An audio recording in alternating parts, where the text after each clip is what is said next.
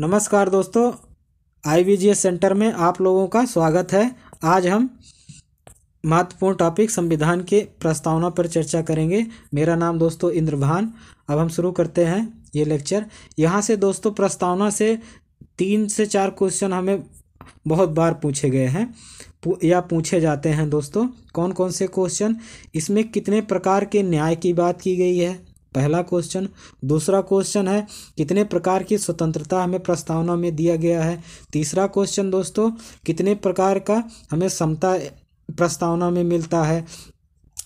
और प्रस्तावना का उद्देश्य क्या है दोस्तों हमारे संविधान में। और एक क्वेश्चन पूछा जाता है संविधान के प्रस्तावना की प्रकृति क्या है। ठीक है, तो इसी प्रकार के इससे क्वेश्चन हमें पूछे जाते हैं। या प्रस्तावना कब अंगीकार किया गया।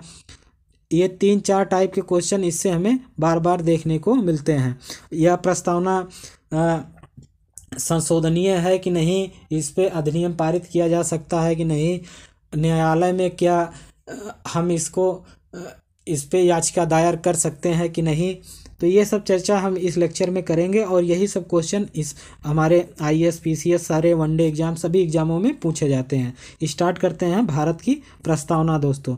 भारत के लोग भारत को एक संपूर्ण प्रभुत्व संपन्न समाजवादी धर्मनिरपेक्ष लोकतांत्रिक गणराज्य बनाने के लिए समस्त नागरिकों को सामाजिक, आर्थिक और राजनीतिक न्याय, विचार, अभिव्यक्ति, धर्म, विश्वास व उपासना की स्वतंत्रता, प्रतिष्ठा और अवसर की समता प्राप्त करने के लिए तथा व्यक्ति की गरिमा और राष्ट्र की एकता तथा अखंडता सुनिश्चित करने वाला बंधुत्व बढ़ाने के लिए दृढ़ संकल्प होकर, ठीक है दोस्तों, दृढ़ संकल्पित होकर अपनी इस संविधान सभा में आज दिनांक 26 नवंबर 1949 को एतद द्वारा इस संविधान को अंगीकृत, अधिनियमित और आत्मसमर्पित करते हैं दोस्तों। यही है हमारा प्रस्तावना दोस्तों भारत का। तो अब हम बात कर लेते हैं कितने प्रकार के इसमें न्याय की बात की गई है हमारे प्रस्तावना में। तो हमारे प्रस्तावना में 3 प्रकार के न्याय की बात की गई है दोस्तों। कितने प्रकार के? 3 प्रकार के। कौन कौन से? सामाजिक, आर्थिक और राजनीतिक। ये 3 न्याय दोस्तों दिया गया हमारे प्रस्तावना में। और 5 प्रकार के स्वतंत्रता की बात की गई है। कितने? 5 प्रकार। कौन कौन से? विचार, अभिव्यक्ति, धर्म, विश्वास व उपासना। और 2 प्रकार के समता के बारे में बताया गया, प्रतिष्ठा और अवसर के बारे में दोस्तों। ठीक है, इसको प्रस्तावना को लागू किस दिनांक को किया गया? 26 नवंबर 1949 को दोस्तों। अब इसमें पूछता है प्रस्तावना के उद्देश्य क्या क्या हैं। तो प्रस्तावना का उद्देश्य है कि हम न्याय, स्वतंत्रता, समता और एकता, अखंडता, ये सब हमेशा जब तक ये संविधान रहेगा दोस्तों उसको बना के और प्राप्त करना चाहेंगे हम। ठीक है दोस्तों, बना के रखेंगे और प्राप्त करते रहेंगे। क्या? न्याय को प्राप्त करेंगे, समता को प्राप्त करेंगे, स्वतंत्रता को अपने हम बनाए रखेंगे और प्राप्त करते रहेंगे, राष्ट्र की एकता को बना के रखेंगे दोस्तों, अखंडता को भी बना के रखेंगे। आगे चलते हैं दोस्तों। अब जो ये मेन शब्द हैं इसके बारे में थोड़ा थोड़ा सा हम जान लेते हैं। जैसे समाजवाद, धर्मनिरपेक्ष, लोकतंत्र और सामाजिक, आर्थिक न्याय, ये सभी के बारे में दोस्तों हम आगे चर्चा करते हैं। तो प्रस्तावना के तत्व, ये भी क्वेश्चन आ सकता है। तो प्रस्तावना के 4 मूल तत्व हैं। कितने? 4 मूल तत्व हैं। कौन कौन से? संविधान के अधिकार का स्रोत। तो इसका अर्थ ये हुआ दोस्तों, जो संविधान में अधिकार यानी कि हमारे संविधान में जो शक्ति है वो कैसे, उसे संविधान को किस प्रकार की शक्ति और कहाँ से प्राप्त हुई है। तो संविधान को जो शक्ति प्राप्त हुई है दोस्तों वो जनता के द्वारा प्राप्त किया गया है। जनता ने संविधान को शक्ति अपना दे रखा है दोस्तों। और भारत की प्रकृति क्या है? तो भारत की प्रकृति जो है दोस्तों, हम पीछे बात किए हैं कि क्या है भारत की प्रकृति, संपूर्ण प्रभुत्व संपन्न समाजवादी धर्मनिरपेक्ष लोकतांत्रिक गणराज्य हमेशा बना के रखेंगे दोस्तों। यही हमारी क्या है प्रकृति है कि हम अपने संविधान को लोकतांत्रिक बना के हमेशा रखेंगे, धर्मनिरपेक्ष बना के रखेंगे दोस्तों, और समाजवाद को प्राप्त अंत में समाजवाद को प्राप्त करना चाहेंगे। ठीक है, यही हमारा प्रकृति है हमारे संविधान की दोस्तों। ठीक है, प्रस्तावना की। और क्या है संविधान के उद्देश्य, तो संविधान का उद्देश्य क्या है दोस्तों, हमारे पीछे हम बात करते हैं। संविधान का उद्देश्य जो है वो हमें इसमें स्पष्ट रूप से थोड़ा दिया गया है। क्या क्या जो उद्देश्य है, हम न्याय को प्राप्त करेंगे दोस्तों, पहला उद्देश्य। दूसरा, स्वतंत्रता को प्राप्त और बनाए रखेंगे। तीसरा उद्देश्य, अपने देश में समानता लाने का प्रयास करते रहेंगे दोस्तों। और क्या है, एकता एवं अखंडता अपने देश का बना के रखेंगे। यही हमारा उद्देश्य है दोस्तों हमारे प्रस्तावना का। संविधान लागू होने की तिथि, ये 4 प्रस्तावना के मेन तत्व हैं। तो 26 नवंबर 1949 है संविधान लागू होने की तिथि दोस्तों। कुछ कथन है जो हमारे प्रस्तावना में है, जो बहुत सारे एग्जामों में RO, PCS, Bihar PCS, IAS और IAS, UP PCS सभी एग्जामों में अधिकतर पूछे जाते रहते हैं दोस्तों। पॉलिटी के TGT, PGT और नेट JRF में इत्यादि में ये कथन पूछा जाता रहता है। तो ENA पालकीवाला ने प्रस्तावना को संविधान का परिचय पत्र कहा है। तो क्वेश्चन आएगा, प्रस्तावना को संविधान का परिचय पत्र किसने कहा है? ENA पालकीवाला ने कहा है दोस्तों। KM मुंशी जो थे, इन्होंने कहा है हमारी संप्रभु लोकतांत्रिक गणराज्य का भविष्य फल है। हमारा जो संप्रभुता है वो लोकतांत्रिक गणराज्य का भविष्य फल है दोस्तों। ठीक है, जब तक हम अपनी संप्रभुता बनाए रखेंगे तब तक हम अपने लोकतंत्र का भविष्य भी बना के चलते रहेंगे दोस्तों। और पंडित ठाकुर दास भार्गव, तो पंडित ठाकुर दास भार्गव ने क्या कथन कहा है?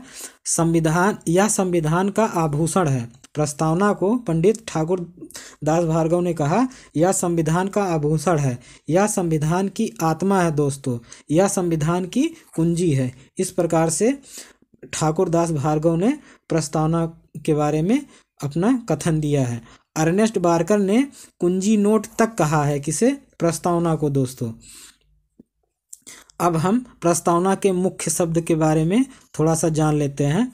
तो इसको 2 भागों में बांटा गया है। जो प्रस्तावना में शब्द उपयोग किए गए हैं वो 2 टाइप के हैं। क्या? पहला जो है दोस्तों वो संविधान के प्रकृति की टाइप का है, भारतीय संविधान की प्रकृति के रूप में है। उसके अंतर्गत क्या क्या? संप्रभुता, समाजवादी, धर्मनिरपेक्ष, लोकतंत्र और गणतंत्र, ये हमारे भारतीय संविधान की प्रकृति है। ठीक है, और संविधान के उद्देश्य का परिचय देता है दूसरा वाला, कौन? कि हम न्याय प्राप्त करेंगे। हमारे संविधान का जो उद्देश्य है वो न्याय, स्वतंत्रता, समता और बंधुत्व, ये सब हमेशा प्राप्त और बना के चलते रहेंगे दोस्तों। तो जो प्रस्तावना में मुख्य शब्द प्रयोग किए गए हैं वो 2 प्रकार के हैं। पहला, भारतीय संविधान की उसमें प्रकृति की एक झलक दिखाई देती है कुछ शब्द में, और कुछ शब्द में प्रस्तावना के कुछ शब्द में संविधान के उद्देश्य का परिचय भी देखने को मिलता है दोस्तों। तो अब हम शुरू करते हैं एक एक शब्द के बारे में। संप्रभुता, ठीक है, क्या? संप्रभुता। तो संप्रभुता जो है, भारत ना तो किसी अन्य देश पर निर्भर है और ना ही किसी अन्य देश का डोमिनियन है दोस्तों। ठीक है, डोमिनियन है यानी औपनिवेशिक है। ठीक है, तो अर्थात हम ये कहेंगे यहाँ पे कि भारत जो अपने आंतरिक और बाह्य नीतियों को बनाने के लिए स्वतंत्र है। विदेशी हस्तक्षेप हमारे देश में मान्य नहीं है अपने नीतियों को बनाने के लिए। ऐसे हमारे भारत की संप्रभुता है। 1949 में पंडित जवाहरलाल नेहरू ने ब्रिटिश पार्लियामेंट में कहा दोस्तों कि जब उन्होंने राष्ट्रमंडल में सदस्यता ली तो उन्होंने कहा कि हम संप्रभुत्व संपन्न देश हैं, अर्थात भारत जो है संप्रभु संपन्न देश है। ये किसी देश का गुलाम या डोमिनियन नहीं है, लेकिन हम आंशिक रूप से राष्ट्रमंडल का सदस्य भी बने रहेंगे। इसीलिए बीच बीच में खबर आती रहती है दोस्तों में, पेपरों में, टीवियों में, कि भारत ने राष्ट्रमंडल, जैसे राष्ट्रमंडल खेलों का बहिष्कार किया, राष्ट्रमंडल आर्थिक सम्मेलनों का बहिष्कार किया। ठीक है दोस्तों, तो इस प्रकार तो वहाँ पे यही राजनीतिक तर्क यही देते हैं कि हमारा जो देश है वो संपूर्ण संप्रभु देश नहीं है, क्योंकि वो राष्ट्रमंडल देश का सदस्य है। तो राष्ट्रमंडल का अर्थ क्या है दोस्तों? जो ब्रिटिश के उपनिवेशिक थे, जब वो स्वतंत्र हो गए तो ब्रिटिश ने उनके विकास के लिए एक समूह यानी कि एक संघ का निर्माण करता है दोस्तों, जिसे राष्ट्रमंडल बोलता है। तो इसमें लगभग में शायद 56 देश हैं दोस्तों। तो उसका सदस्यता इसने लिया। इसीलिए कुछ लोग कहते हैं कि भारत अभी पूर्ण संप्रभु नहीं है। लेकिन दोस्तों इसका हमें बार दोस्तों हमें उदाहरण देखने को मिलता रहता है। भारत अपने स्वेच्छा से यानी कि अपने नीतियों से, विदेशी नीतियों से हमेशा राष्ट्रमंडल को चुनौती देता रहता है, अपने ऊपर हावी नहीं होने देता दोस्तों। दूसरा जो शब्द है समाजवाद, क्या है दोस्तों? समाजवादी। दूसरा शब्द है समाजवादी। समाजवादी या मूल प्रस्तावना में ना होकर 42वें संविधान संशोधन 1976 में जोड़ा गया था समाजवादी दोस्तों।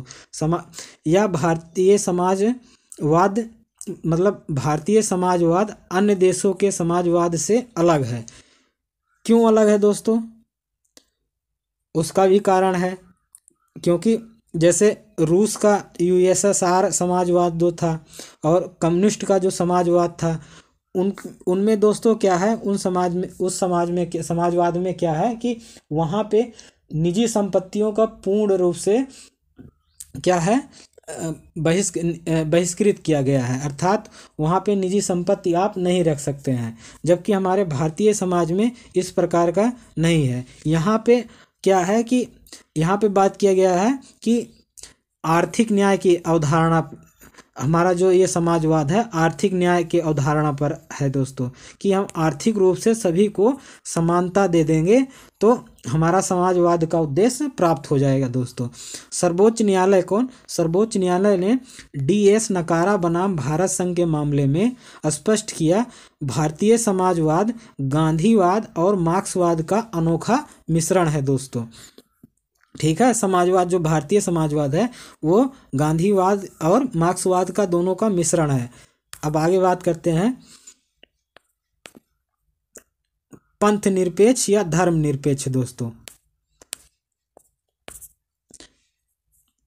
प्रस्तावना में ये भी शब्द यूज हुआ है, तो इसको भी दोस्तों हमें 42वें संविधान संशोधन के द्वारा जोड़ा गया। समाजवाद, पंथ निरपेक्ष, ये शब्द दोस्तों क्या, पंथ निरपेक्ष और समाजवाद, ये 42वें संविधान संशोधन के माध्यम से जोड़ा जाता है दोस्तों। यद्यपि यह हमारे संविधान के मौलिक अधिकार में है, पंथ निरपेक्ष जो है हमारे संविधान के मौलिक अधिकार में निहित है। कहाँ? धार्मिक स्वतंत्रता, आर्टिकल 25 से 28 के बीच में दोस्तों धार्मिक स्वतंत्रता हमें दी गई है, पंथ निरपेक्ष। ठीक है, इसके हमें देखने को मिलते हैं। तो पंथ निरपेक्ष का अर्थ क्या होता है? तो पंथ निरपेक्ष या धर्म, पंथ निरपेक्ष का क्या अर्थ है और धर्म निरपेक्ष, दोनों समानता एक ही शब्द हैं दोस्तों। पंथ निरपेक्ष उसे कहते हैं जैसे एक ही धर्म में बहुत सारे पंथ होते हैं, जैसे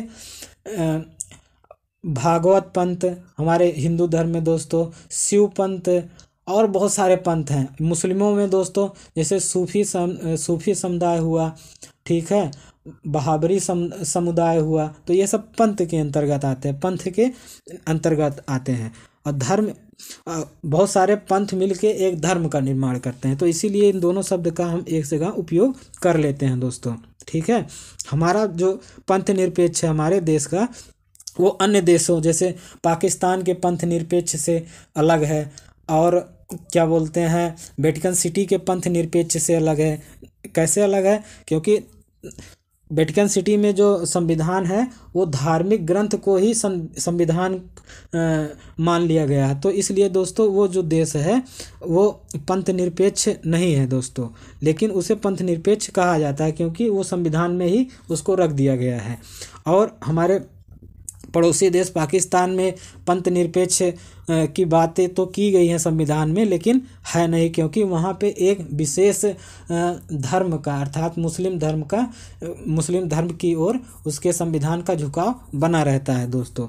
लेकिन हमारे भारतीय धर्म में ऐसा कुछ नहीं है। हमारे भारतीय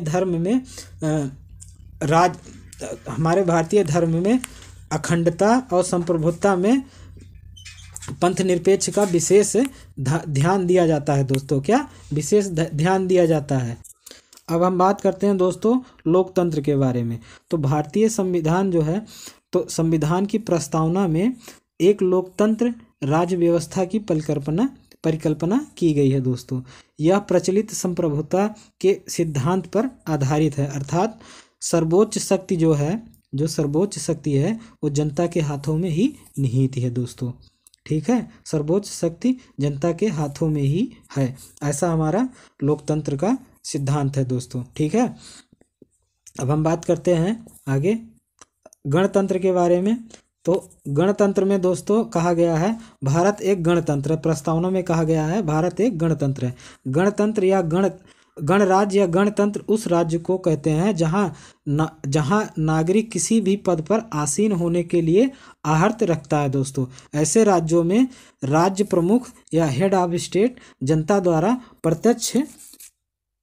चुना जाता है दोस्तों। जैसे हेड ऑफ स्टेट उसे कहते हैं, जैसे हमारे भारत में राष्ट्रपति को हेड ऑफ स्टेट कहा जाता है दोस्तों।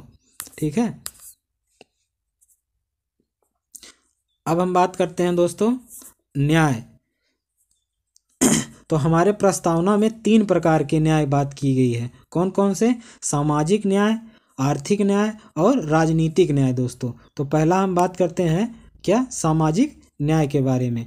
पहला है सामाजिक न्याय। तो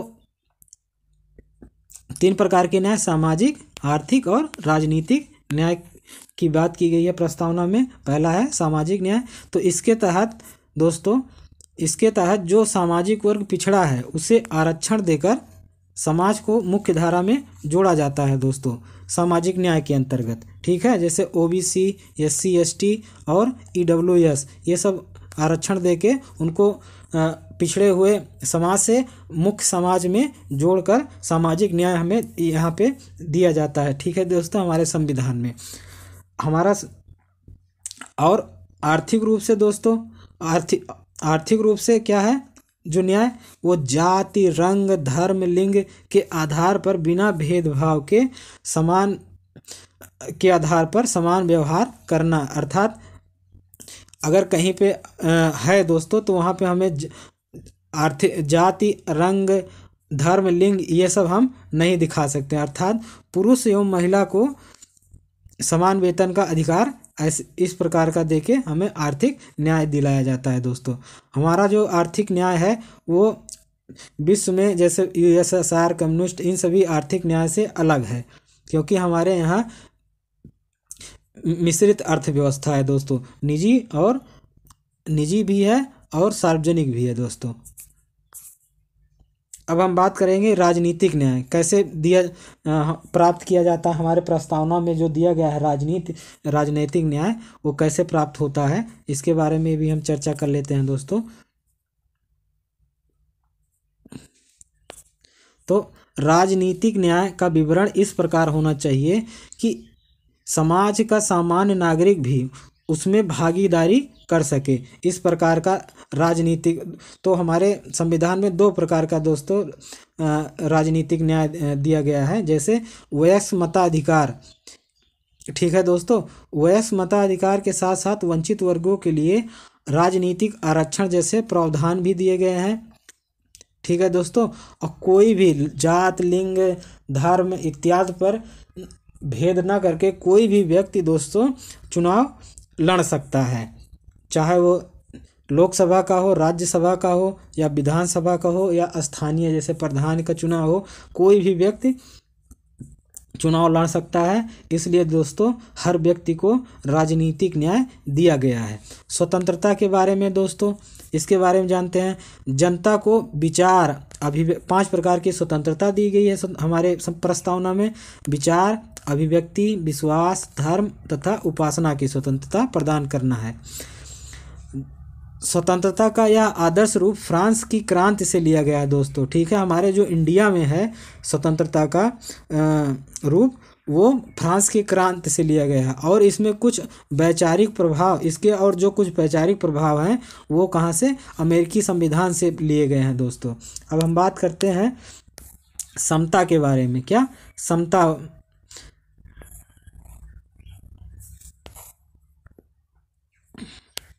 समता के बारे में देख लेते हैं दोस्तों। इसका व्यापक या सकारात्मक अर्थ यह है कि सभी व्यक्तियों को ऐसी परिस्थितियां मिलनी चाहिए कि वो मानवोचित गरिमा के साथ समाज में उपलब्ध अवसरों तक पहुंच बना सकें दोस्तों। हमारे मौलिक अधिकार में और राज्य के नीति निर्देशक तत्व दोनों में दोस्तों समता का अधिकार दिया गया है। मौलिक अधिकार में आर्टिकल 14 से 18 कौन कौन से हैं दोस्तों? एक है, पहला है समता का अधिकार, दूसरा है जैसे और है दोस्तों अपृष्टता का अंत, उपाधियों का अंत, ये सब जाति, लिंग, धर्म, इन सभी के आधार पर बिना भेदभाव के अवसर देना दोस्तों, ये सब जो है हमारे मौलिक अधिकार में दिए गए हैं। वहीं आर्टिकल 39 में कितने दोस्तों? आर्टिकल 39 में हमें आर्टिकल 39 राज्य के नीति निर्देशक तत्व में दोस्तों ये अधिकार भी, समता का अधिकार प्राप्त है अर्थात। और लोकसभा तथा विधानसभा के वयस्क मताधिकार का प्रावधान भी दोस्तों हमें समता दिलाता है, ठीक है। अब आगे बात करते हैं, ये आर्टिकल 326 में दिया गया है। आगे बात करते हैं दोस्तों, बंधुत्व की बात कर लेते हैं। तो बंधुत्व में क्या है? बंधुत्व का अर्थ है भाईचारे की भावना। ये आर्टिकल 51 में दिया गया है। जाति, भाषा, क्षेत्रीय से ऊपर उठकर दोस्तों 51 का में मौलिक कर्तव्य दिया गया है, उसी में बंधुत्व की बात की गई है। हमारे संविधान में पहले से भी मौजूद है, ठीक है। तो प्रस्तावना कहता है कि बंधुत्व में 2 बातों को सुनिश्चित करना होगा। कौन कौन से? पहला, व्यक्ति को सम्मान दिलाना, हर व्यक्ति को प्रत्येक व्यक्ति को हमें सम्मान दिलाना है। और दूसरा, देश की एकता और अखंडता बनाए रखना है, ठीक है दोस्तों। इन दोनों चीज़ों से हम जब ये प्राप्त कर लेंगे तो हमारे देश में बंधुत्व की भावना अपने आप ही जागृत या प्राप्त हो जाएगी दोस्तों, ठीक है। प्रस्तावना, ये मोस्ट इम्पॉर्टेंट क्वेश्चन है, वनडे हर एग्जाम में पूछता है कि प्रस्तावना में अभी तक कितने बार संशोधन किया गया है दोस्तों? तो एक ही बार संशोधन किया गया, कब? 1942 में, ठीक है। 1942 में या 1942 में कह रहे हैं। 42वें संविधान में 1976 में दोस्तों किया गया है।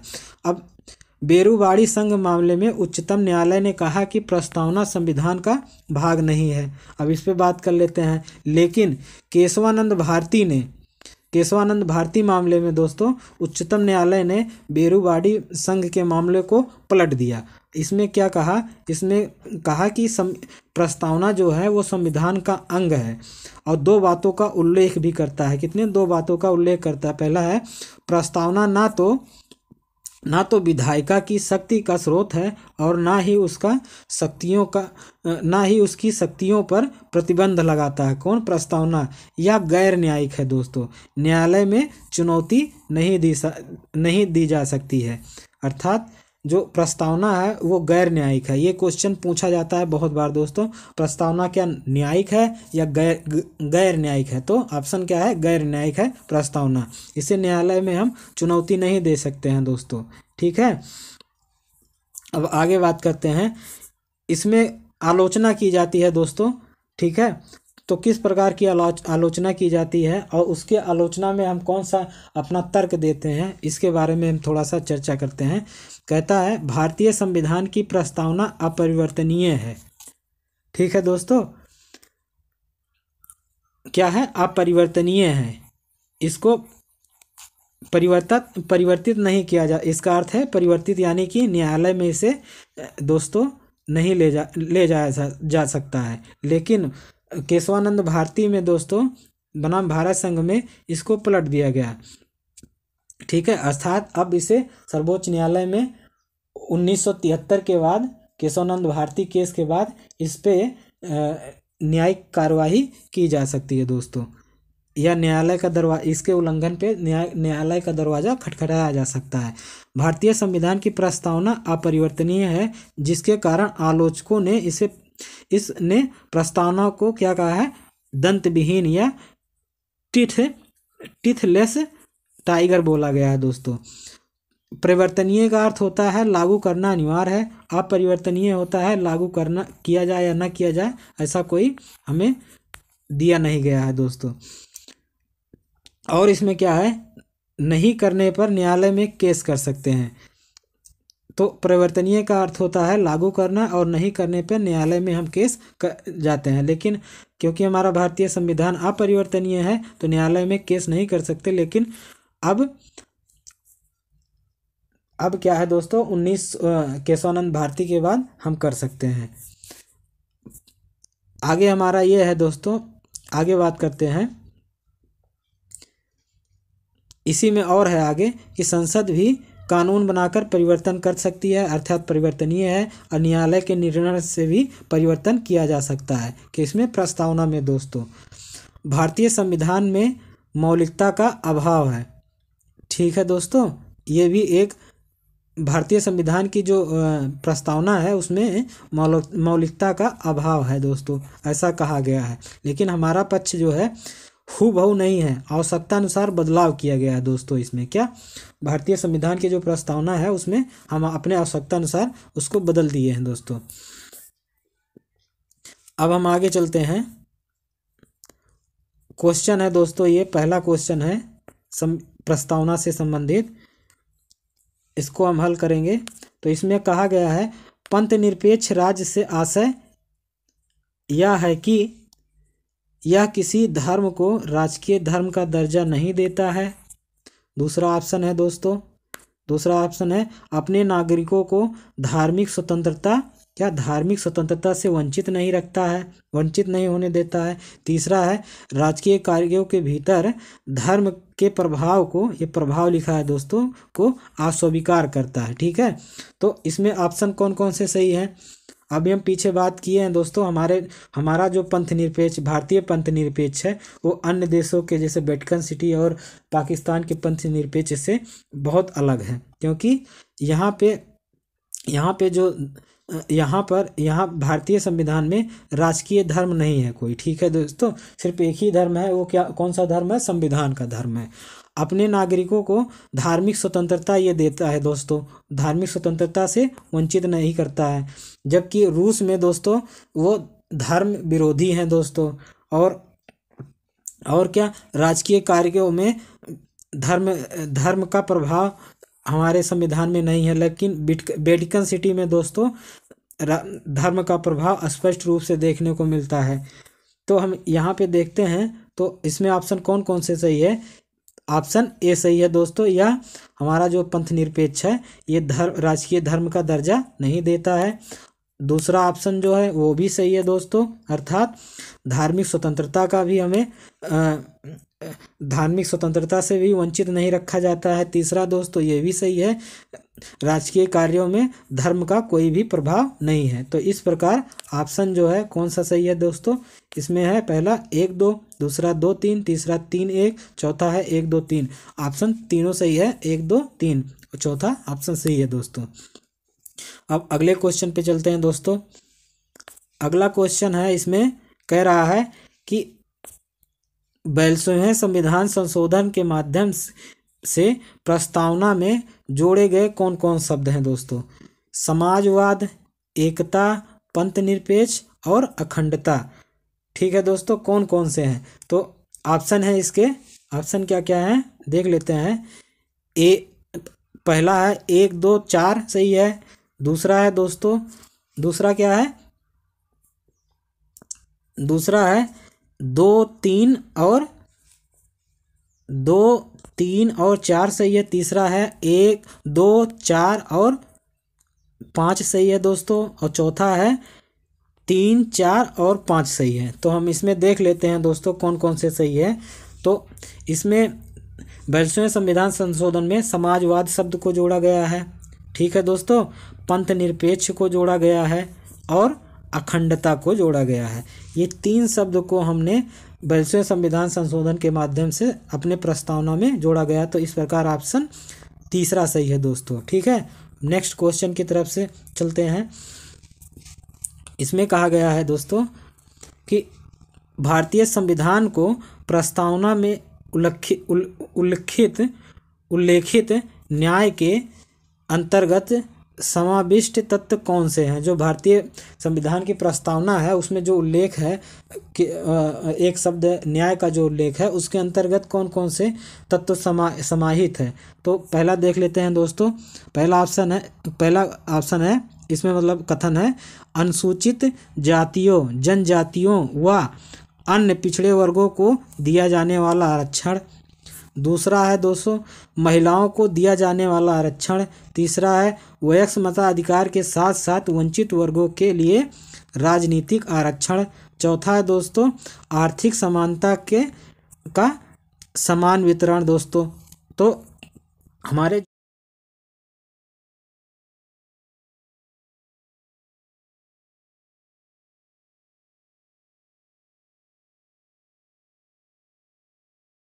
देख लेते हैं दोस्तों। ऑप्शन है केवल 3 सही है, केवल 4 सही है, 1 और 2 दोनों सही है, 1, 2, 3 और 4 दोनों सब सही हैं दोस्तों। तो इसमें जो है दोस्तों न्याय के अंतर्गत दोस्तों क्या है, सभी सही हैं, सभी समाहित किए गए हैं। क्या दोस्तों, ये सभी हमें प्राप्त करना है, ठीक है। क्योंकि जो न्याय है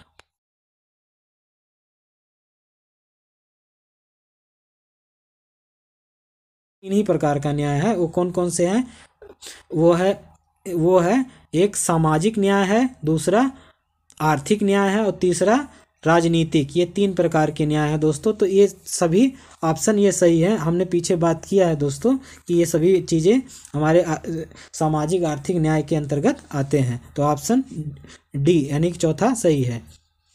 अब हम देख लेते हैं कौन सा क्वेश्चन है दोस्तों। अब क्वेश्चन है, कह रहा है निम्नलिखित में से किस वाद में सर्वप्रथम यह स्वीकार किया गया कि प्रस्तावना संविधान का अंग है दोस्तों।